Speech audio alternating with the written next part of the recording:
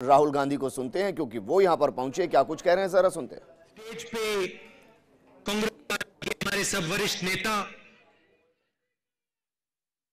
Youth Congress, NSUI, महिला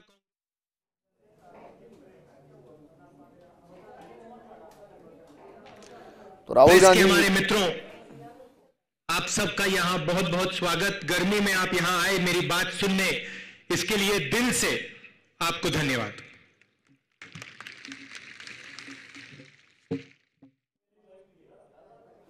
राहुल गांधी यहां पर संबोधित करने के लिए पहुंच चुके हैं और संबोधन भी उन्होंने यहां पर शुरू कर दिया है। इस दौरान क्या कुछ मुद्दे रहने वाले हैं, ये जरा उन्हीं की जुबानी सुनिए। स्टेज पे कांग्रेस पार्टी के हमारे सब वरिष्ठ नेता,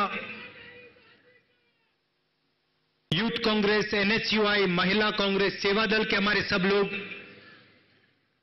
भाइयों और बहनों, प्रेस के हमारे मित्रों, आप सबका यहां बहुत बहुत स्वागत। गर्मी में आप यहां आए मेरी बात सुनने, इसके लिए दिल से आपको धन्यवाद।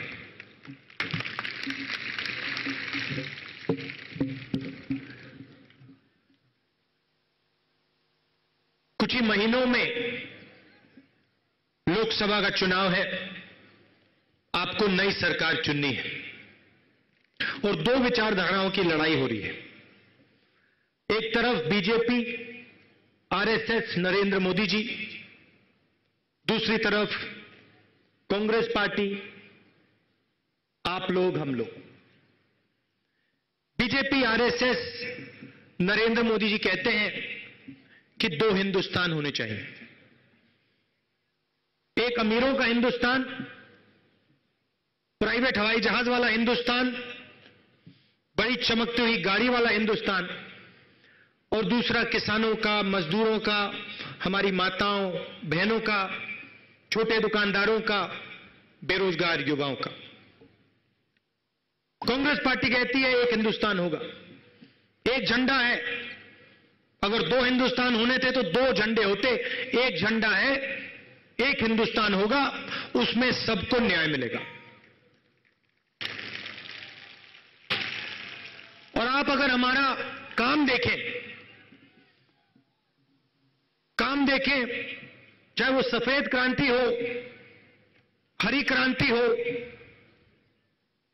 बैंक नेशनलाइजेशन हो, कंप्यूटर की क्रांति हो, टेलीफोन की क्रांति हो, मनरेगा, भोजन का अधिकार, जमीनी अधिकरण बिल, जो भी हम करते हैं, जब भी हम सरकार चलाते हैं, किसानों के लिए, गरीबों के लिए सोच समझकर हम काम करते हैं। नरेंद्र मोदी जी ने कुछ साल हुए लोकसभा में भाषण दिया, मैं देख रहा था, और भाषण में नरेंद्र मोदी जी ने कहा, मजाक उड़ाया, कांग्रेस पार्टी का मजाक उड़ाया, मनरेगा का मजाक उड़ाया। भाषण में कहा कि देखिए,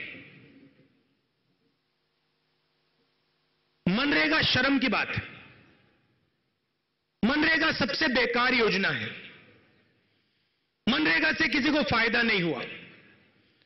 कांग्रेस पार्टी ने लोगों से गड्ढे खुदवाए। हमारे प्रधानमंत्री को मनरेगा ही नहीं समझ आई। मनरेगा क्या थी, मनरेगा का क्या लक्ष्य था, आम नागरिक को, स्कूल जाते हुए बच्चे को समझ आ गया, मगर हिंदुस्तान के प्रधानमंत्री को मनरेगा नहीं समझ आई। मैं आपको बताता हूं क्यों। क्योंकि मनरेगा के पीछे बहुत गहरी सोच थी। मनरेगा सिर्फ गड्ढे खोदने का काम नहीं था। सबसे पहले मनरेगा ने हिंदुस्तान में करोड़ों लोगों को रोजगार दिया, करोड़ों लोगों को रोजगार दिया। गांव में इन लोगों ने अलग अलग चीजें बनाई, खड़ांजे बनाए, सड़कें बनाई, तालाब बनाए, और जब इन सब ने, करोड़ों लोगों ने यह काम किया इनके जेब में पैसा आया, जब इनके जेब में पैसा आया तो फैक्ट्रियां जो खरीदना चाहते थे, फैक्ट्रियां उन्होंने वो बनाना शुरू किया। जो मनरेगा का काम करते थे, जब उनके जेब में पैसा आया उन्होंने चीजें खरीदनी शुरू की। जब उन्होंने चीजें खरीदनी शुरू की, फैक्ट्रियों ने उन चीजों को बनाना शुरू किया। जब फैक्ट्रियों ने उन चीजों को बनाना शुरू किया, रोजगार पैदा हुआ। जब रोजगार पैदा हुआ, जो मनरेगा कर रहे थे वो फैक्ट्रियों में जाके काम किए। तो हिंदुस्तान की पूरी अर्थव्यवस्था चालू हो गई, इंजन स्टार्ट हो गया। अब यह बात प्रधानमंत्री को नहीं समझ आई। अब यह बात प्रधानमंत्री को नहीं समझ आई कि जब तक आप गांव में पैसा नहीं डालोगे, जब तक आप गरीब जनता के जेब में, इन माताओं बहनों के जेब में पैसा नहीं डालोगे, तब तक हिंदुस्तान की फैक्ट्रियां चालू नहीं होंगी। क्योंकि अंत में यही लोग खरीदते हैं, माल यही लोग खरीदते हैं। साबुन ये खरीदते हैं, टूथपेस्ट ये खरीदते हैं, कपड़े ये खरीदते हैं। तो हमने इनके जेब में पैसा डाला, इन्होंने काम किया, खड़ांजे बनाए और फिर उन्होंने चीजें खरीदनी शुरू की। जैसे ही चीजें खरीदनी शुरू की, हिंदुस्तान का इंजन जो है, अर्थव्यवस्था का इंजन है, वो चालू हो गया धड़ाम से और सबको फायदा हुआ। मतलब गरीबों के हाथ में जब तक पैसा नहीं होगा, गांव में जब तक पैसा नहीं होगा, गांव में जब तक आपको बोलेरो नहीं दिखाई देगी,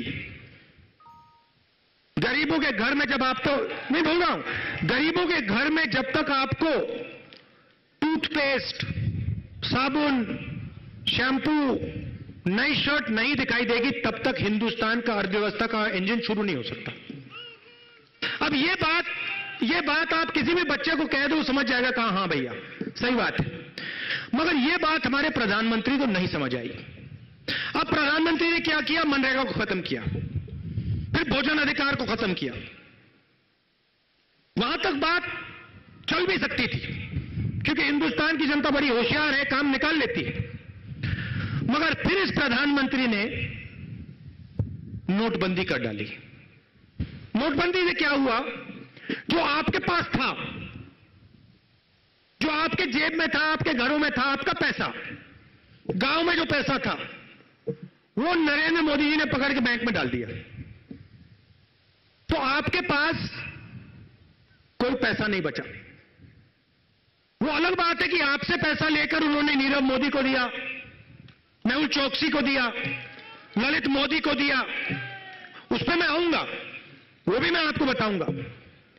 मगर इन्होंने क्या किया? इन्होंने नोटबंदी कर दी और सिस्टम से पूरा का पूरा पैसा छीन लिया, निकाल दिया। जब गरीबों की जेब में पैसा नहीं बचा, छोटे दुकानदारों की जेब में पैसा नहीं बचा, उन्होंने माल खरीदना बंद कर दिया। माल खरीदना बंद कर दिया, फैक्ट्रियां बंद हो गई, फैक्ट्रियां बंद हो गई, बेरोजगारी चालू हो गई। सीधी सी बात। ये बात नरेंद्र मोदी जी को नहीं समझ आई, आज तक नहीं समझ आई। उसके बाद उन्होंने क्या किया? नोटबंदी का झटका मारने के बाद कहते हैं भैया अब मैं गब्बर सिंह को बुलाऊंगा। अभी बात नहीं हुई, अभी मैंने हिंदुस्तान के गांव से, छोटे दुकानदारों से और पैसा छीनना है और गब्बर सिंह टैक्स लाए। गब्बर सिंह टैक्स से क्या हुआ? जो छोटे दुकानदार थे, छोटे बिजनेस चलाते थे, स्मॉल मिडिल साइज बिजनेस चलाते थे, उनके जेब में से इन्होंने पैसा निकाल दिया।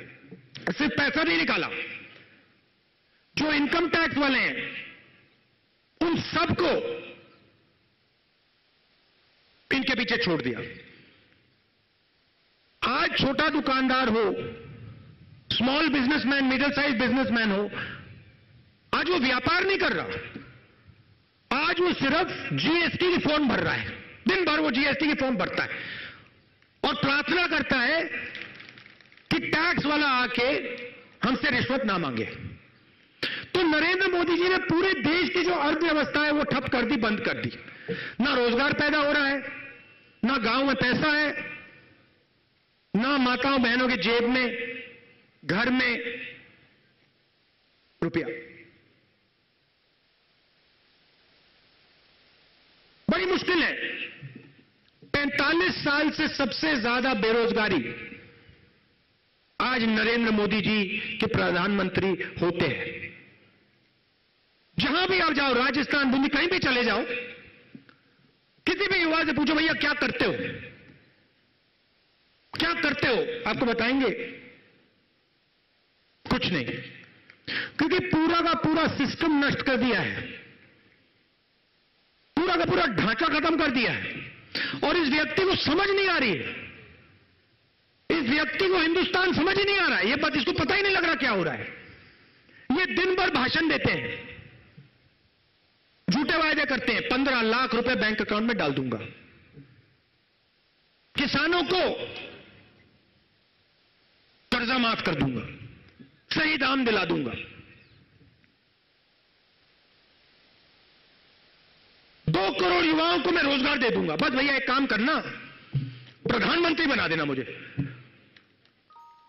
प्रधानमंत्री बना दो, मैं चौकीदार बन जाऊंगा और फिर देखना मजा। एक भैया छोटा सा सवाल, नहीं एक छोटा सा सवाल मैं आपसे पूछना चाहता हूं। आप सब गांव में रहते हो, आप एक बात मुझे बताओ, क्या किसान के घर के सामने चौकीदार मिलता है, खड़ा दिखाई देता है? क्या बेरोजगार युवा के सामने, घर के सामने चौकीदार दिखता है? ना, चौकीदार सिर्फ अनिल अंबानी के घर के सामने दिखते हैं, लाइन लगी रहती है चौकीदारों की। पहले कहते थे मुझे चौकीदार बनाओ, मुझे चौकीदार बनाओ, मैं काला धन निकाल दूंगा। अब कहते हैं हम सब चौकीदार, हम सब चौकीदार। तो चौकीदार ने चोरी की और फिर कहता भैया आप सब चोर। देखिए पहले नारा, माताएं देखिए, पहले नारा हुआ करता था मोदी जी के बारे में, मोदी जी आते थे कहते थे अच्छे दिन, जनता कहती थी आएंगे। अब देखिए चौकीदार, चौकीदार, चौकीदार। अब ये देखिए क्या हुआ, ये कैसे जादू हो गया। 5 साल के अंदर अच्छे दिन आएंगे से चौकीदार चोर है कैसे हो गया? चौकीदार चोर, रोजगार नहीं है, किसानों को सही दाम नहीं मिलता और 15 लाख रुपए तो नहीं आए। अच्छा यहां किसी को 15 लाख रुपए मिले? कोई है यहां पे? तो हम काफी समय से 6-7 महीने से कांग्रेस पार्टी के जो हमारे नेता हम सब बैठे हैं, इसके बारे में हम 6-7 महीने से सोच रहे हैं कि ये 2 हिंदुस्तान बना रहे हैं, अमीरों का हिंदुस्तान, गरीबों का, कमजोर लोगों का हिंदुस्तान। अर्थव्यवस्था इसने खत्म कर दी, पूरा इंजन बंद है, बेरोजगारी ही बेरोजगारी।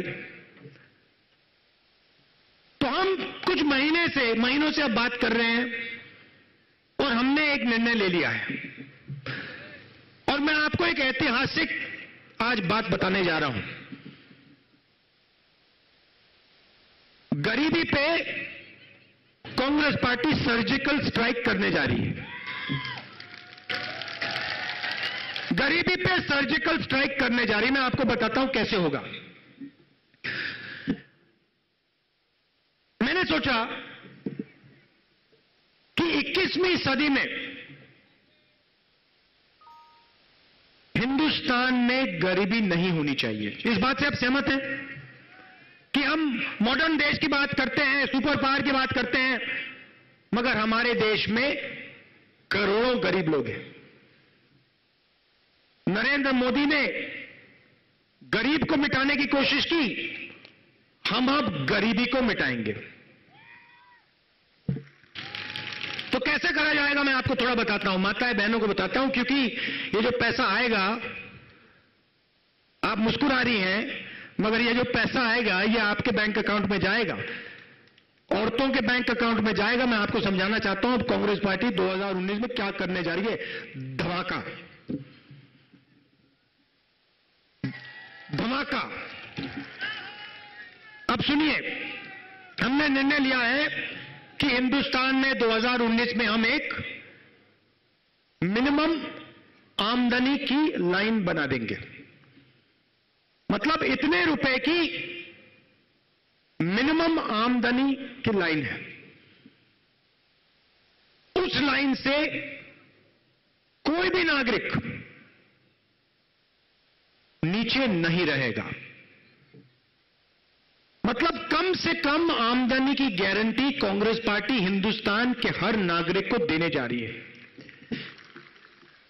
अब आप कहोगे कि ये लाइन कितने रुपए की होगी? कम से कम आमदनी कितने रुपए की होगी मैं आपको बता देता हूं। हिंदुस्तान की मिनिमम आमदनी की लाइन 12,000 रुपए हर महीने की होगी। मतलब इस देश में 5 साल बाद जहां भी आप ढूंढो आपको 12,000 रुपए से कम आमदनी वाला एक व्यक्ति नहीं मिलने वाला है। अब आप कहोगे ठीक है भैया, आपने 12,000 रुपए प्रति महीना की लाइन बना दी तो क्या हुआ? मैं आपको अगला कदम बताता हूं। हम लाइन बनाएंगे और जो भी इस लाइन से नीचे हैं, जो भी परिवार इस लाइन से नीचे हैं, हम उनको चुन चुन के उनके बैंक अकाउंट में सीधा पैसा डाल देंगे। कितना पैसा? अब आप हैरान हो जाओगे। कितना पैसा डालेंगे मैं बताता हूं। हिंदुस्तान के 20% सबसे गरीब लोगों को, उनके परिवारों को, अच्छी तरह सुनिए, ऐसा ऐतिहासिक निर्णय किसी भी सरकार ने दुनिया में नहीं लिया है। सफेद क्रांति, हरी क्रांति जैसा निर्णय है ये। हिंदुस्तान के 20% सबसे गरीब लोगों को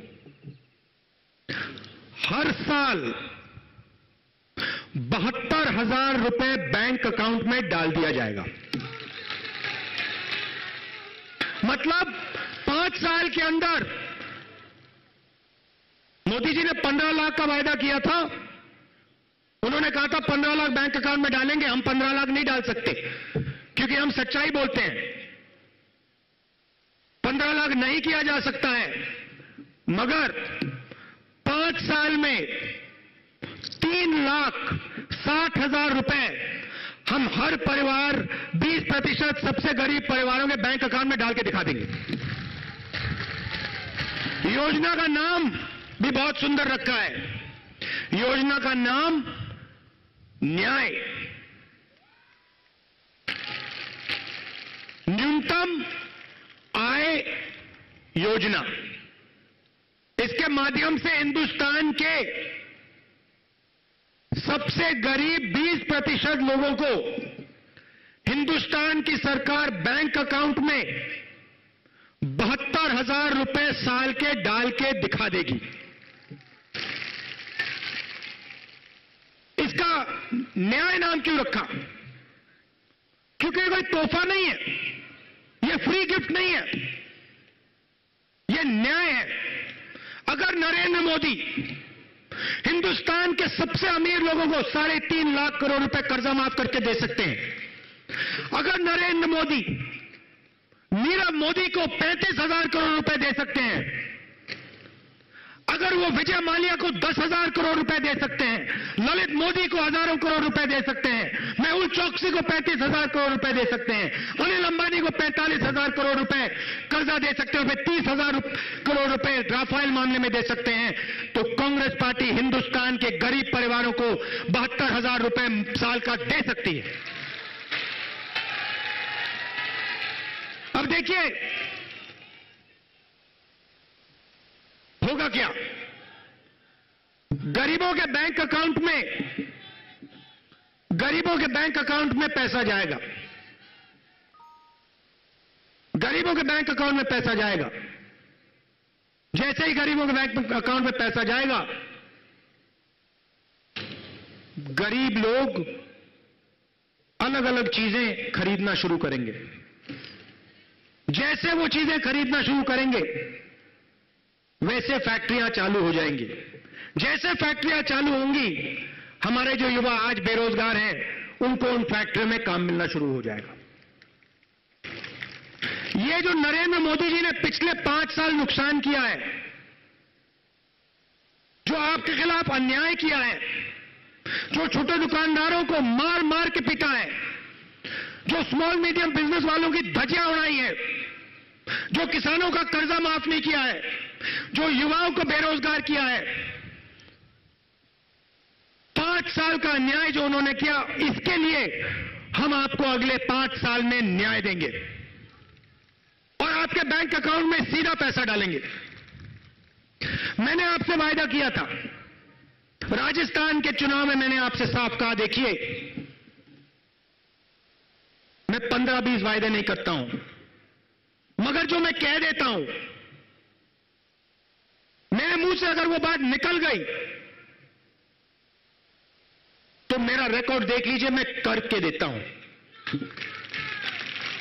मैं आपसे 15 लाख की बात नहीं करूंगा, मैं जिंदगी भर आपको यह नहीं कहूंगा कि 15 लाख रुपए आपके बैंक अकाउंट में डाल देंगे। मैं आपको सच बोलूंगा, 72,000 रुपए हम आपके बैंक अकाउंट में डाल देंगे साल के। मैंने आपसे कहा था, चुनाव में कहा था, देखिए आसमान फट जाए, कुछ भी हो जाए, मुझे फर्क नहीं पड़ता, मगर जैसे ही कांग्रेस पार्टी की सरकार राजस्थान में आएगी, मध्य प्रदेश, छत्तीसगढ़ में आएगी, 10 दिन के अंदर राजस्थान के किसानों का कर्जा माफ हो जाएगा। कहा था नहीं कहा था? हो गया? हो गया ना? तो एक बात आप समझिए, मैं लंबी बातें नहीं करता हूं, मैं झूठे वायदे नहीं करता हूं, मगर जो मैंने कह दिया मैं वो करके दिखा दूंगा। मैं पूरा दम लगा दूंगा, मैं करके दिखा दूंगा। कांग्रेस पार्टी ने आपको मनरेगा दिया, भोजन का अधिकार दिया, सफेद क्रांति, हरी क्रांति, टेलीकॉम रेवोल्यूशन, कंप्यूटर रेवोल्यूशन, हमने करके दिखाया है। और मैं आपको स्टेज से गारंटी कर रहा हूं, गारंटी दे रहा हूं, न्याय योजना को हम पूरे हिंदुस्तान में चला देंगे, आपके बैंक अकाउंट में पैसा डाल देंगे।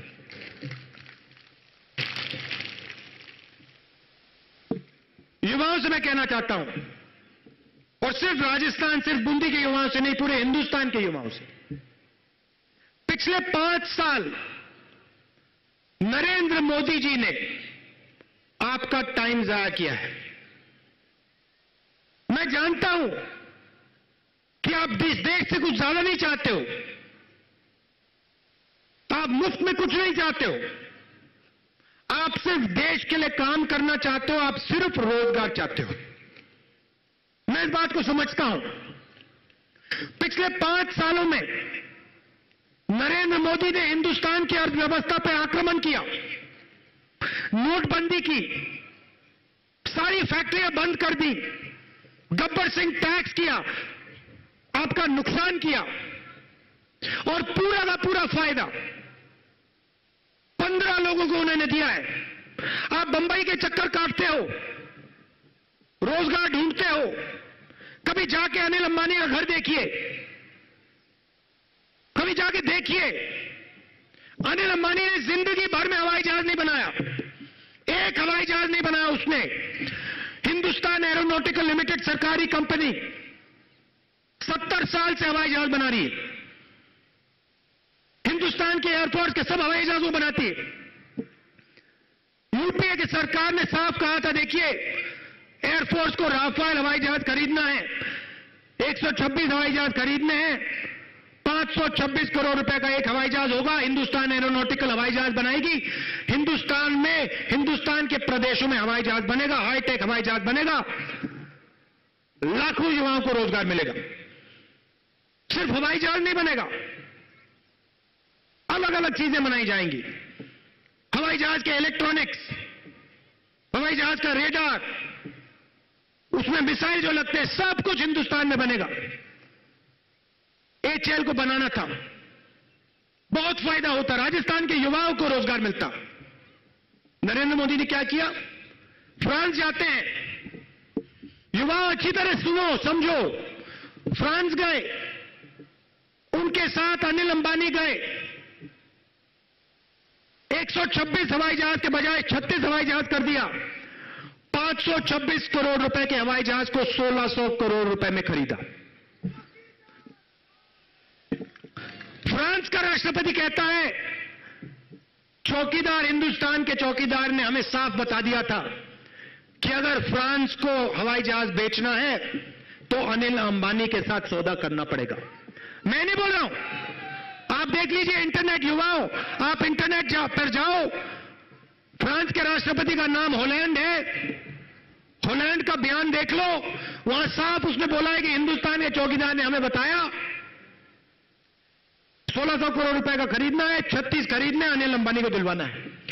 भाई और बहनों, 30,000 करोड़ रुपए, मतलब एक साल जो मनरेगा का पैसा है, एक साल जो मनरेगा को चलाने का पैसा है, वो नरेंद्र मोदी ने अनिल अंबानी की जेब में डाल दिया। आपसे चोरी किया, एयरफोर्स से चोरी किया। सीबीआई का डायरेक्टर कहता है, भैया मैं तो इन्वेस्टिगेशन करूंगा, मैं तो जांच करूंगा। नरेंद्र मोदी उसको 1:30 बजे रात को निकालते हैं। सुप्रीम कोर्ट कहता है उसको वापस लाओ, नरेंद्र मोदी वापस लाता है, फिर कहता है 5 घंटे बाद कहता है इसको निकालो, फिर से निकालो। भाई और बहनों, 2 हिंदुस्तान नहीं बनेंगे, एक हिंदुस्तान होगा और उसमें सबको न्याय मिलेगा।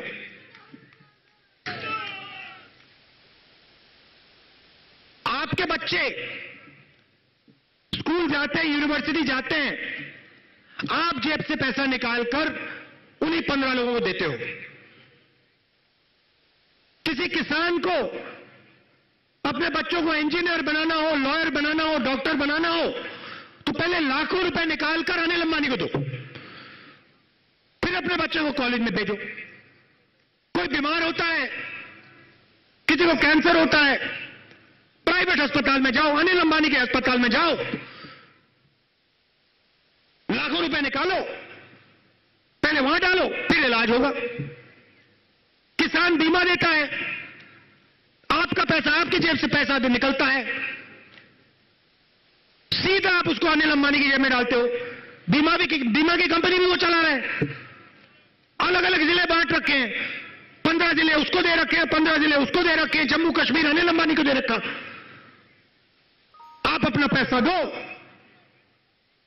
बारिश आती है, तूफान आता है, नुकसान होता है, आपको कहा जाता है भैया आपको तो पैसा वापस नहीं मिलेगा, वो तो अनिल अंबानी को मिल गया, नीरव मोदी को मिल गया, मेहुल चौकसी को मिल गया, उन्हीं 15 चोरों को। और दिन भर आप काम करते रहो, आप फावड़ा चलाओ, आप खून लगाओ, खून पसीना दो। अच्छा, और फिर क्या होता है? जब आप नरेंद्र मोदी जी से सवाल पूछते हो, भैया बेरोजगारी कैसे है, जब आप कहते हो बेरोजगारी कैसे है इतनी, जब आप कहते हो भैया किसान का तो कर्जा माफ नहीं किया, जब आप कहते हो भैया देखो 15 लाख रुपए तो आपने नहीं दिए, फिर नरेंद्र मोदी कहता है देखो, सेना के पीछे जाके छुप जाता है, एकदम सेना के पीछे जाके छुप जाता है। आपने देखो भैया, छोटा सा, इस साल लाल किले पे नरेंद्र मोदी जी ने भाषण दिया, कहते हैं मेरे आने से पहले हाथी सो रहा था। आप सबने सुना भाषण, मेरे आने से पहले इस देश में कुछ नहीं हुआ, मैं हूं, जो कुछ है मैं हूं, हाथी सो रहा था। इनके आने से पहले ना सेना ने कुछ किया, ना वायुसेना ने कुछ किया, ना हिंदुस्तान की जनता ने कुछ किया, ना आपके माता पिता ने कुछ किया। नरेंद्र मोदी के आने से पहले यहां कुछ नहीं हुआ। आप देखिए, अलग अलग युद्ध हुए हैं, पाकिस्तान के खिलाफ अलग अलग युद्ध हुए हैं। किसी भी प्रधानमंत्री ने यह नहीं कहा कि मैंने किया है। हर एक प्रधानमंत्री कहता था कि काम सेना ने किया, काम वायुसेना ने किया, काम हमारे पायलट्स ने किया। मगर नरेंद्र मोदी कहते हैं मैंने किया, सब कुछ मैंने किया, मेरे बिना यहां कुछ नहीं है। मतलब किसानों ने कुछ नहीं किया, छोटे दुकानदारों ने कुछ नहीं किया, सेना ने कुछ नहीं किया। क्या 2014 से पहले आर्मी नहीं थी क्या? एयरफोर्स नहीं थी क्या? नेवी नहीं थी क्या? तो ये भाइयों और बहनों सच्चाई है।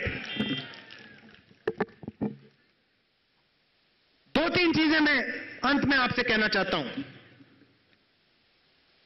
बैंक का पूरा पैसा नरेंद्र मोदी जी ने 15 लोगों को दिया है। हिंदुस्तान का युवा रोजगार चाहता है। हिंदुस्तान का हर युवा छोटा बिजनेस शुरू करना चाहता है। नरेंद्र मोदी जी ने मेक इन इंडिया की बात की, स्टार्टअप इंडिया की बात की,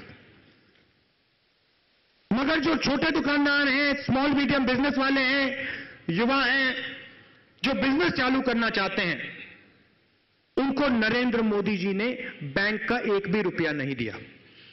बैंक की चाबी नीरव मोदी के हाथ में, मेहुल चोकसी के हाथ में, अनिल अंबानी के हाथ में।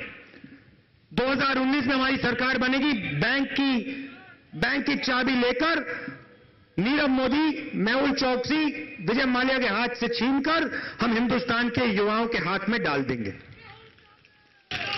बैंक के दरवाजे आपके लिए खुल जाएंगे। आप अपना छोटा बिजनेस शुरू करो,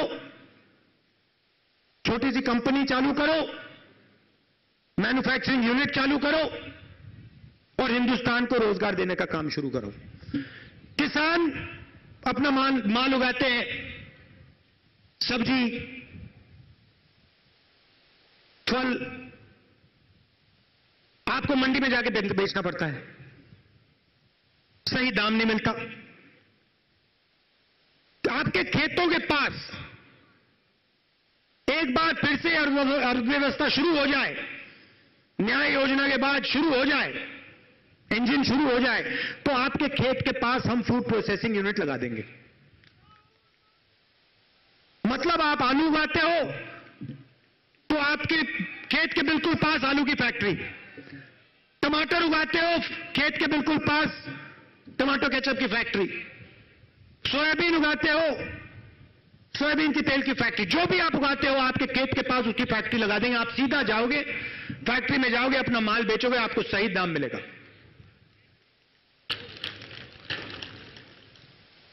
तो ये चीजें हम करना चाहते हैं, मगर सबसे पहले जो नरेंद्र मोदी जी ने अन्याय किया है उसके खिलाफ, उसके लिए हम आपके लिए न्याय योजना लाए हैं। और ये हमारी गारंटी है कि चाहे कुछ भी हो जाए, कोई कुछ कह दे, मुझे कोई फर्क नहीं पड़ता, ये काम तो मैं पूरा करके आपको दिखा दूंगा। आप सबका मैं दिल से धन्यवाद करना चाहता हूं। आप दूर दूर से आए, इतने प्यार से आपने मेरी बात सुनी, खासतौर से जो माताएं बहनें आई हैं। अच्छा, आपके बारे में दो तीन चीजें कहना चाहता हूं। सबसे पहले देखिए, जो न्याय योजना होगी, 72,000 रुपए जो बैंक अकाउंट में जाएंगे वो आपके नाम में जाएंगे। घर में जो महिला होगी उसके बैंक अकाउंट में सीधा, उसके खाते में सीधा पैसा जाएगा। तो न्याय की शुरुआत आपसे होगी। दूसरी बात, पार्लियामेंट में, विधानसभा में महिलाओं को हम रिजर्वेशन देने का काम, 33% रिजर्वेशन 2019 चुनाव जीतने के बाद 33% रिजर्वेशन हम आपको दे देंगे, विधानसभा में, लोकसभा में। अभी आप ताली बजा रही है, फिर आपको मतलब विधानसभा में, लोकसभा में जाना पड़ेगा। जाएंगे आप? हां।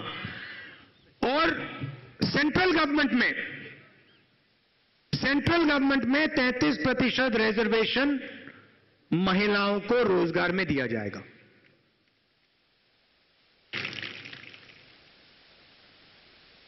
तो आप सबको मैं दिल से धन्यवाद करना चाहता हूं। नमस्कार, जय हिंद।